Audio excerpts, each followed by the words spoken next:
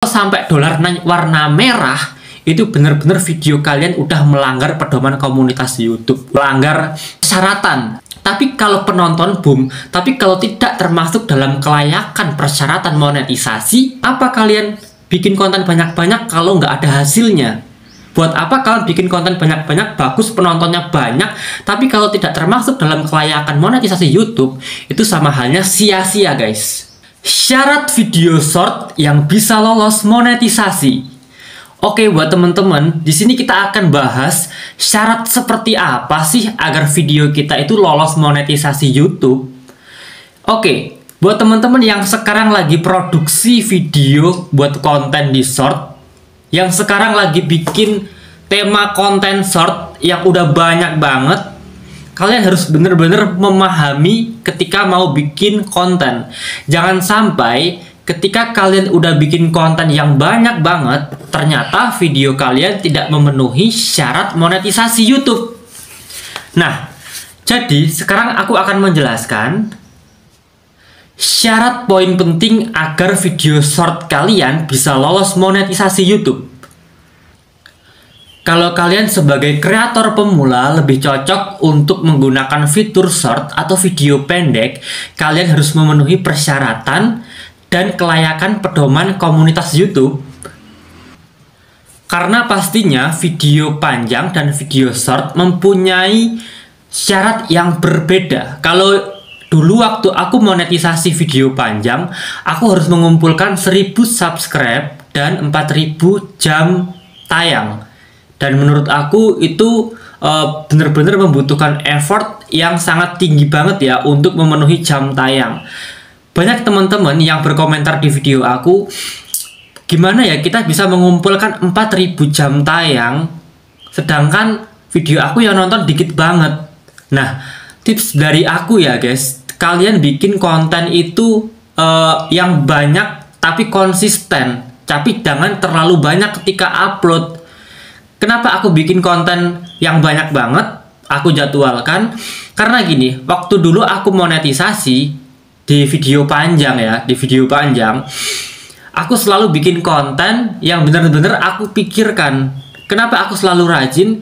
Ya mungkin bayangan seseorang adalah 4000 jam tayang, itu banyak banget dan gede banget. Kayak sama seperti persyaratan di video short ya. Di persyaratan video short kan kita harus memenuhi 1000 subscribe dan 10 juta penayangan ya. Tapi di YouTube panjang itu 1000 subscriber dan 4000 jam tayang. Kayak gitu. Nah, waktu itu aku mikir kayak nggak mungkin gitu aku harus ngumpulin 4000 jam tayang kayak gitu dalam waktu 12 bulan terakhir ya. Terus aku mikir kayak gini, yaudah, yang penting sekarang aku bikin konten aja terus menerus, aku konsistenin, dan ternyata bener ada salah satu video yang viral banget, ada salah satu video yang boom, dan dari satu video aja bisa mengangkat jam waktu tayang, jam waktu tonton, ya. Makanya aku suruh kalian buat konsisten bikin konten, karena kita nggak ada yang tahu video mana yang lagi viral, video mana yang akan keangkat sama YouTube. Dan ketika satu video itu meledak dan penontonnya banyak banget, pastinya persyaratan kita itu akan terpenuhi dengan sendirinya. Tentunya berbeda banget persyaratan video panjang dan video short pendek ya. Jadi teman-teman harus perhatikan poin penting yang akan aku kasih. Kalau di video short kita harus mengumpulkan 1000 subscriber, sama halnya 1000 orang, dan harus mengumpulkan 10 juta penayangan, 10 juta penayangan dalam waktu 90 hari terakhir atau sekitar 3 bulan. Video dan konten short yang bisa memenuhi persyaratan monetisasi YouTube, yang pertama adalah kalian harus mempunyai video original, video buatan sendiri, video kreasi kalian sendiri yang kalian upload di video short. Jadi teman-teman harus bikin video original, jangan menggunakan video yang sudah pernah diupload di YouTube, kalian upload lagi di YouTube kalian. Atau kalian mempunyai beberapa channel, lalu kalian upload lagi. Nanti di situ pasti terdeteksi konten berulang. teman-teman yang berkomentar di video YouTube aku banyak yang komentar kayak gini, "Bang, coba lihat video aku. Menurut Abang, kenapa ya penonton aku sedikit?" Setelah aku cek, ya, jadi buat teman-teman banyak banget yang ingin channelnya itu dicek, guys. Setelah aku cek, di situ ternyata dia itu baru produksi sekitar 10 video aja. 10 video aja dia udah ngeluh karena nggak ada yang nonton. Yang nonton sedikit banget. Jadi gini guys, aku aja udah produksi sekitar 1000 lebih video. Kalau kalian lihat di YouTube aku, untuk membangun channel, bener-bener membangun channel dari bawah itu nggak segampang kita membalikkan telapak tangan. Jadi kita harus bener-bener yang namanya konsisten bikin video.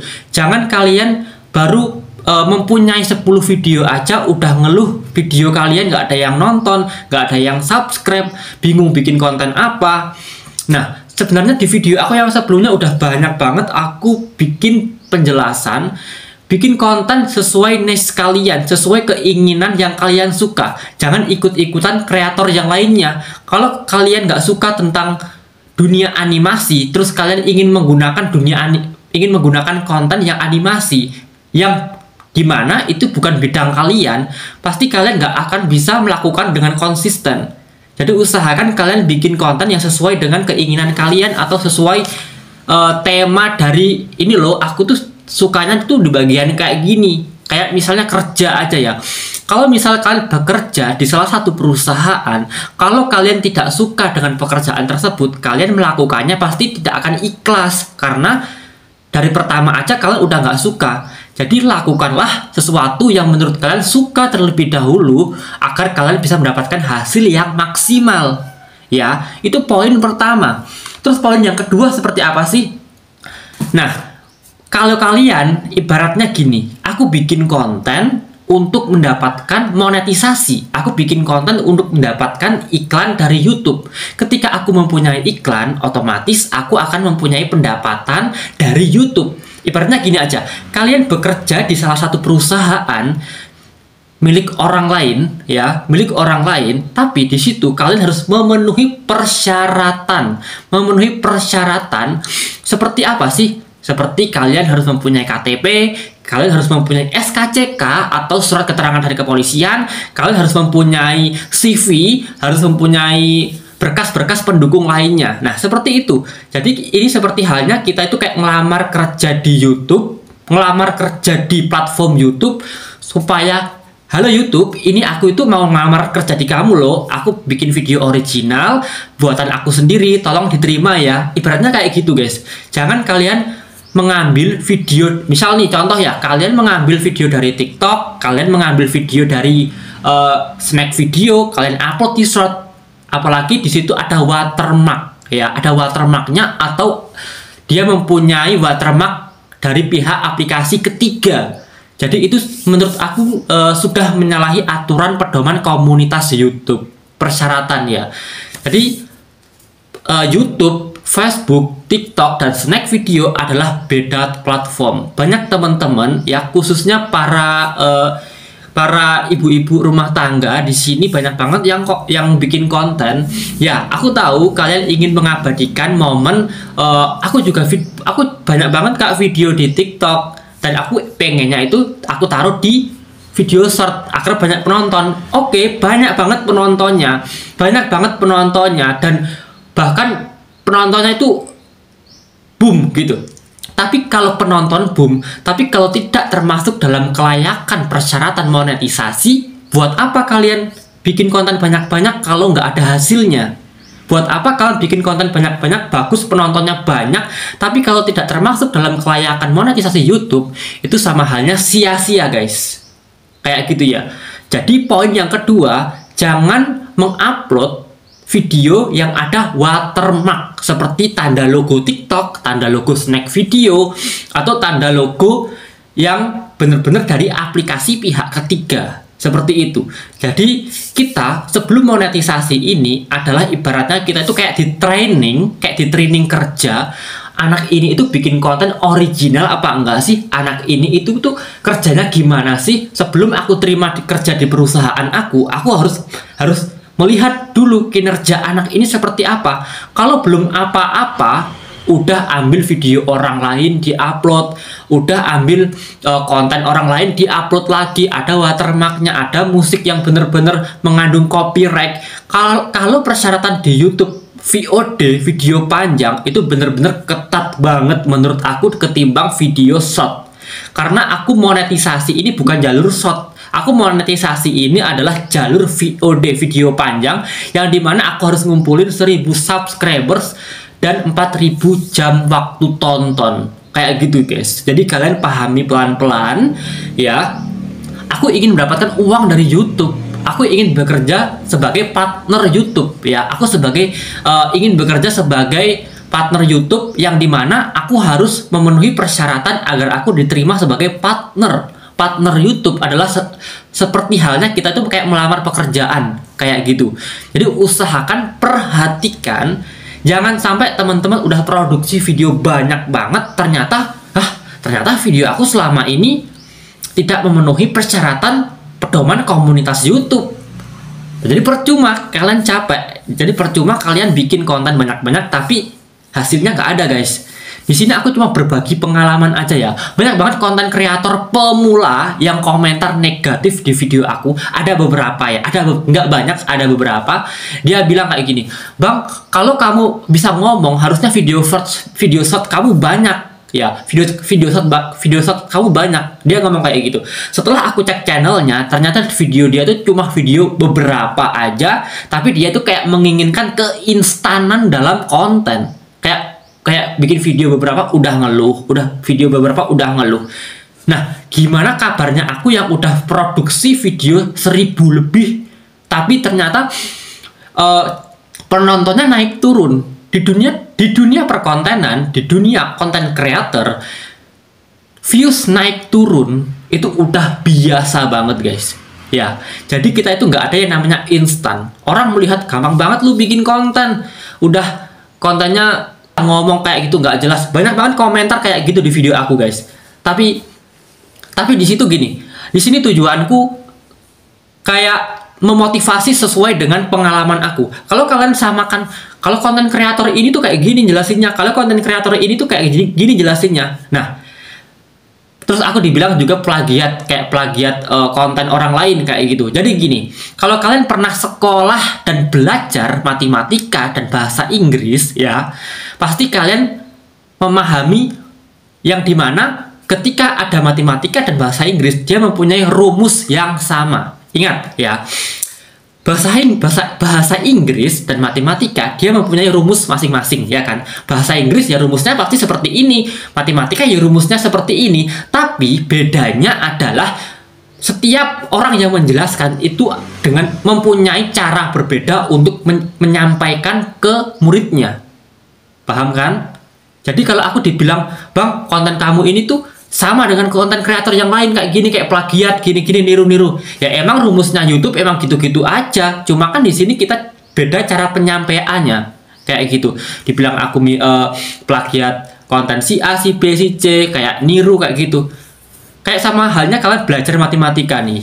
Belajar matematika ya rumusnya mungkin gitu-gitu aja rumusnya. Rumus matematika ya udah emang gitu. Tapi kan cara penyampaiannya setiap guru itu berbeda guys, cara penyampaiannya.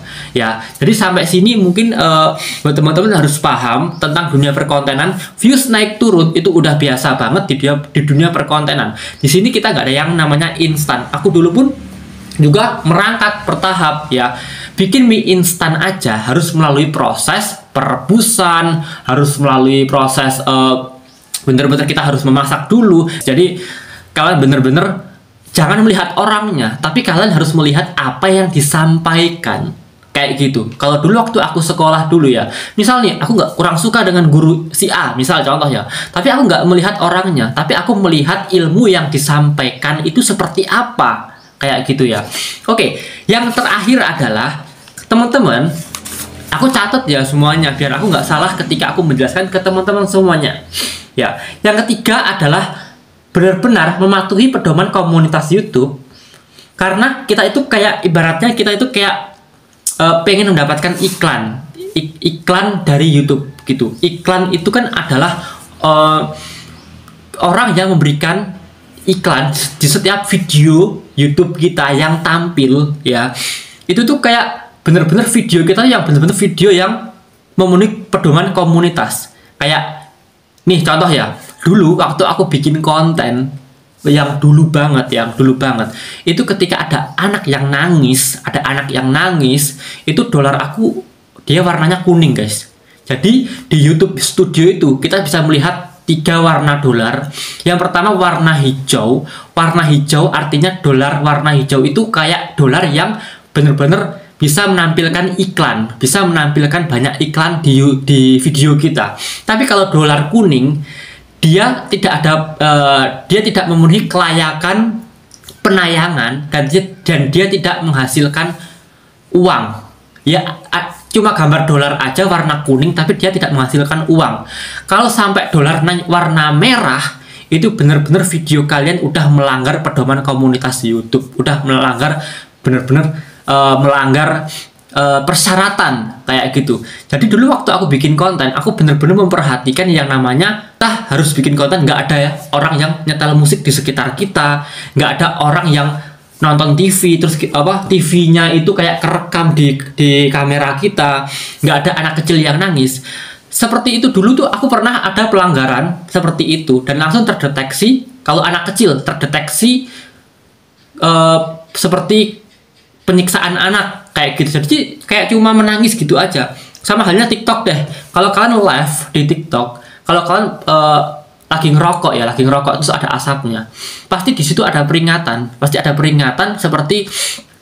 seperti dong kriminal atau apa seperti itu ya, pasti seperti itu si TikTok guys. Kalau kalian ingin mendapatkan sebuah iklan, kalau kalian ingin mendapatkan benar-benar sebuah pendapatan dari YouTube, kalian harus benar-benar memenuhi persyaratan YouTube, harus memenuhi persyaratan yang dimana di situ udah diterangkan. Kalian baca aja sendiri ya, di Google banyak banget, di Google itu persyaratan pedoman komunitas YouTube. Jadi itu adalah persyaratan komunitas YouTube. Dan buat teman-teman, syarat video short yang bisa lolos monetisasi itu adalah seperti itu. Kalian perhatikan pelan-pelan. Untuk mendapatkan iklan itu gampang-gampang susah. Gampang kalau kalian ikhlas untuk memberikan penayangan yang bagus, video original, video yang benar-benar milik kalian sendiri. Walaupun itu dari TikTok, usahakan nggak ada watermark dan benar-benar kalian edit sedemikian rupa. Oke, semoga bermanfaat dan membantu kamu. Sekian dari aku dan see you next video guys.